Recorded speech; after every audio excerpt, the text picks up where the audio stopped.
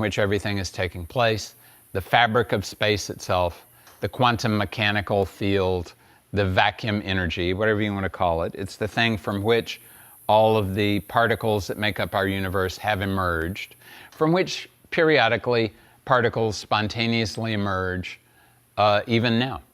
Hundreds of thousands of times every second, particles are emerging. Most of them find their antiparticles and resolve back into the field, but some do not do that, and then they become independent particles, and then they wander around the universe and they get involved in the manifestation, and then they are there until they aren't there anymore.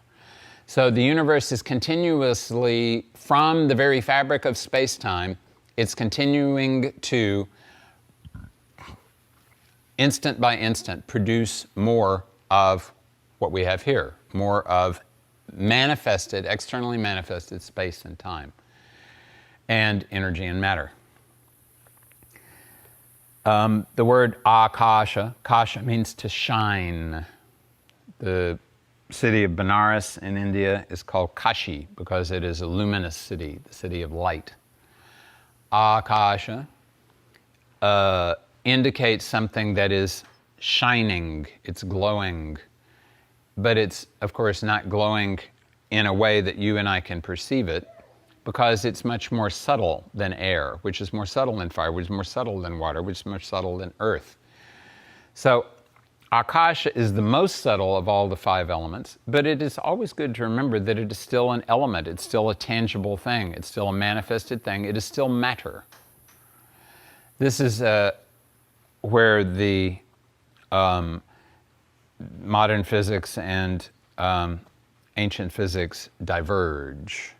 Because modern physics suggests that there's nothing behind that field, whereas ancient physics suggests that, in fact, once you get to that field, you have to go behind it in order to get to where all of that originated from, where the awareness from where matter and energy actually emerged.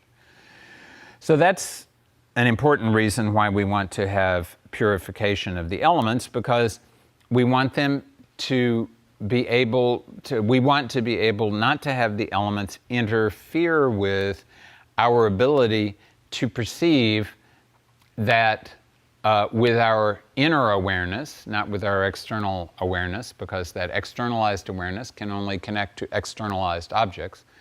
So our inner awareness can connect to that inner,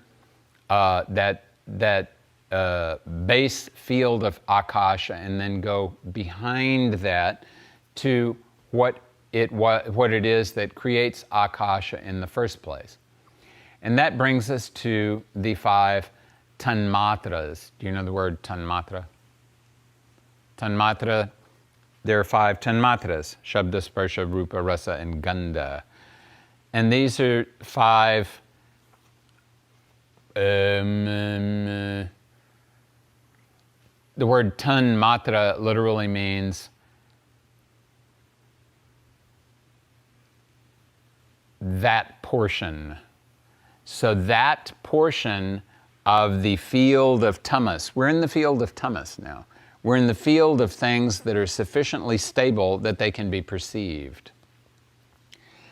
And so in that field of tamas, there are five portions that are going to be perceived by the five sense organs. And those five portions are Shabda, Sparsha, Rupa, Rasa, and Gandha. Shabda means sound. Sparsha means touch. Rupa means form. Rasa means taste. And Gandha means odor. So these are the things that that our sense organs are actually connecting to. The sense organ of hearing, when it hears something, is actually connecting to sound. But because of the fact that our sense organs are connected to our physical bodies, when we hear a sound, we tend to allow the sense organ of hearing to connect to the physical manifestation of that sound, rather than to, in addition to doing that, connect to the impulse that caused that physical manifestation to occur. So the physical manifestation is occurring, for example, the sound in my voice is happening because I am, my larynx is vibrating in a particular way, and it's moving the physiological, or the manifested air in the space here, and those waves are getting to your ear, and you're hearing them. But that's really all just the transmission of the sound that is being produced. It's being produced in the most, in the densest way by this method that is that's manifesting itself in the field of the 5 elements. Whereas sound and in the field of what is behind Akasha does not require physical manifestation to propagate. It's happening in a more refined space. It's happening, in fact, in a giant space that is made out of all possible sounds. And out of that giant space, that is not really space because it is beyond what we think of as space. Once you get beyond the concept of the quantum mechanical field, it's hard to visualize what might be there, because for our sense organs, that's as far as our sense organs can go. So we can only, it's as if, and this is why, there have been, for example, so much has been communicated about the syllable Om. And you will have people who go on and on about how there's plus U plus Ma, and that's creation and preservation and destruction. And then after Om, there's M, and then the M gets nasalized, and that's the Anusvara. If you see an Om, where's your Om chart? It's not here. The moment when we need it. It was there earlier anyway, there we are. And there is the Om. So you see there is the Om. And then here's the Om thing. And then there's this little half moon thing, and that's the Anunasika or the Chandrika. And that represents the fact that you take the Om and then you nasalize it, Om. And then there's the Bindu. So the Bindu is the sound that comes when you're not hearing any sound with your physical ear, but the sound is still emerging, and it's emerging from that point from which the entire universe emerged, and it's emerging in the form of the word that is perceptible by us initially only when it is manifested in the world of the 5 elements, but ideally should be perceived before it is manifested in that field of 5 elements. And if you can do that, then you're perceiving it at the level of Shabda, at the level of sound itself, which is why sometimes they say that the people who follow that path to get back to the supreme reality of no qualities and no dimensions and none of that kind of stuff, they say that they are following the path of the Shabda Brahman. Brahman meaning supreme reality, and Shabda meaning the nada, the sound that is more subtle than all the sounds that are manifested by normal methods. So sparsha means similarly the touch that is not, that you don't require the sense organ of, that you don't require your skin to experience.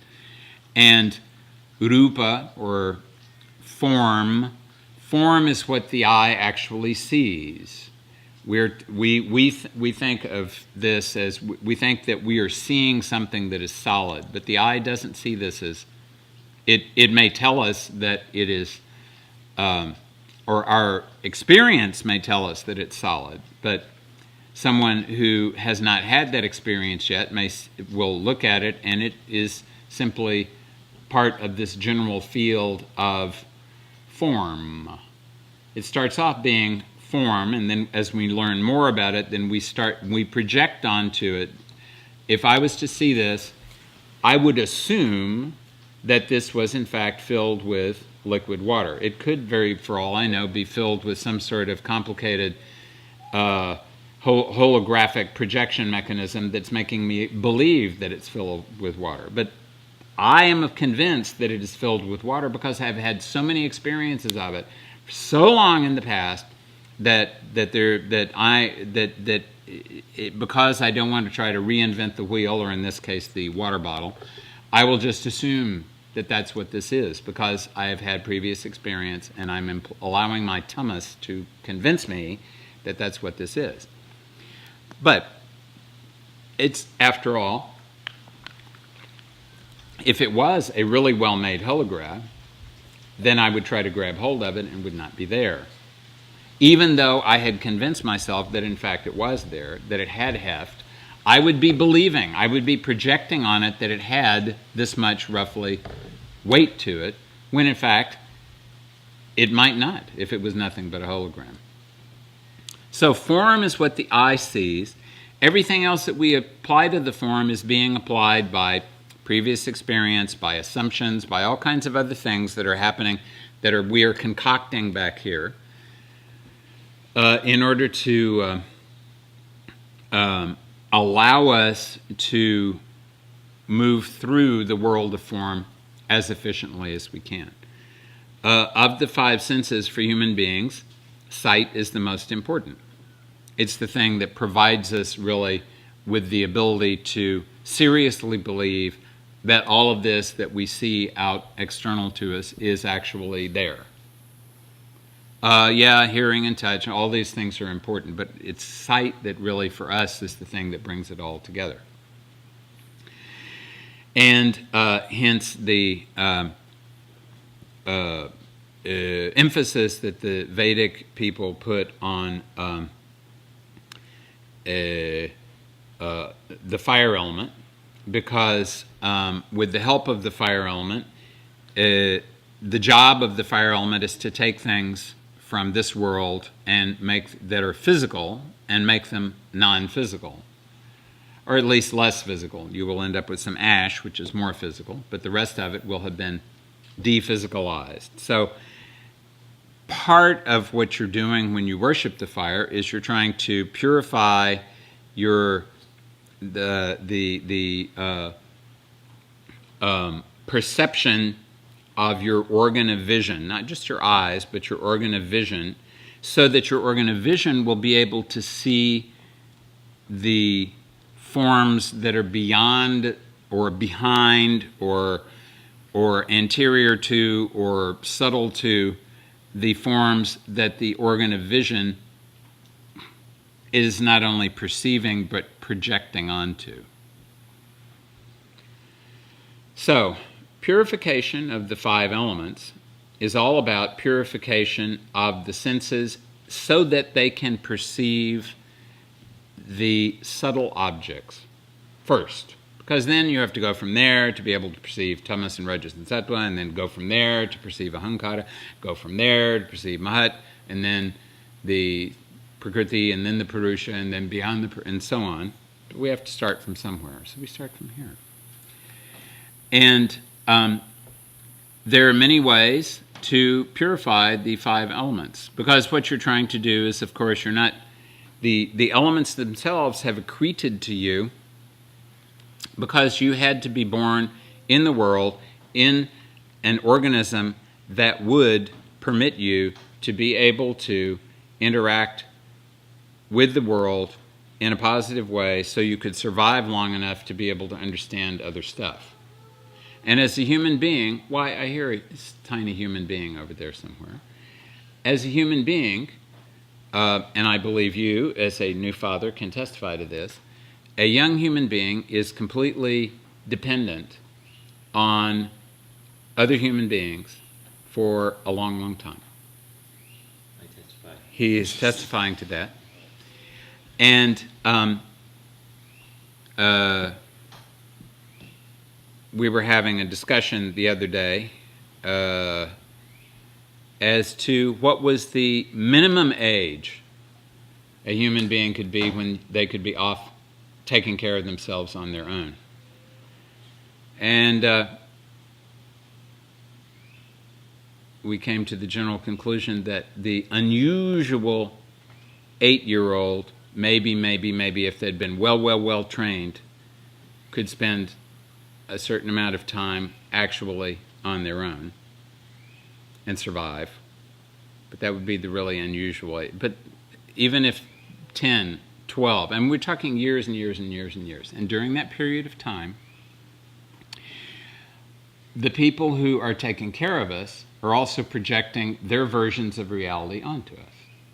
We're seeing things as they do, and it's practical for us to do that, because if we don't see things the way they do, then they may just decide to leave us in the forest somewhere and find somebody new.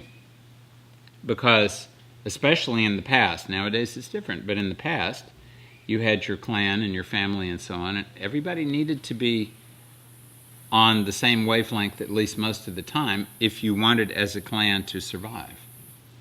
So if you were not part of the group, it would be much easier for you to be jettisoned when it was starting to be necessary to toss things overboard so the ship did not sink.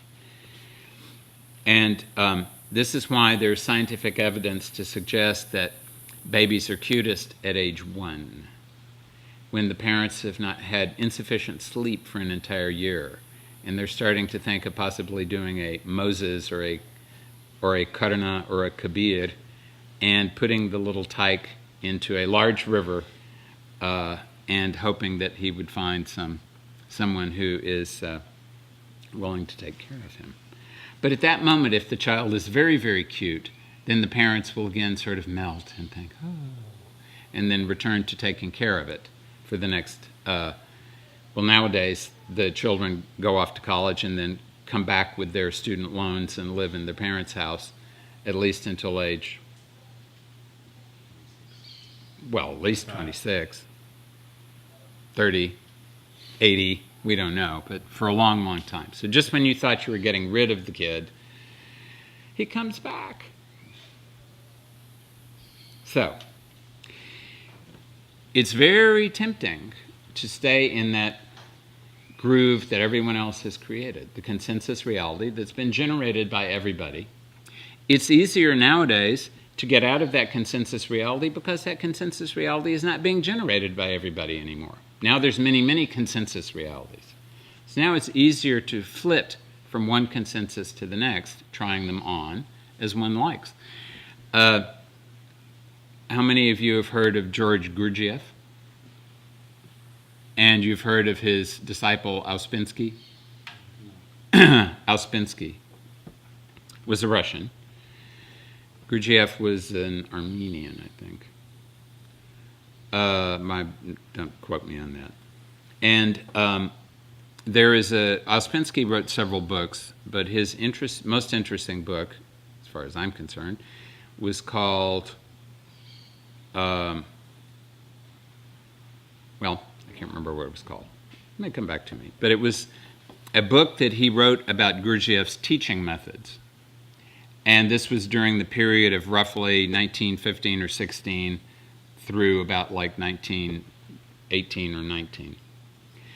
And this was a very critical moment in the history of Russia because, of course, World War I began in what year? What? 1914. August 1914. And ended when? 18. November of 18. 11/11/18. That's why November the 11th is Veterans Day. It ended on 11/11 at 11/11.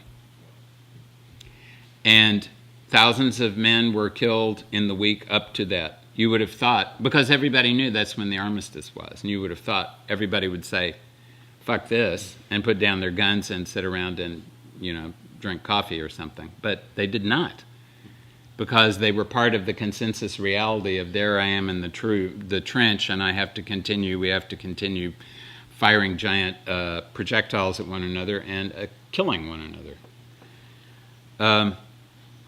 So in Russia, the war began, and it was absolutely catastrophic for the Russians, whose generals were all completely corrupt, and they lost battle after battle, and there are hundreds of thousands of prisoners and hundreds of thousands of dead.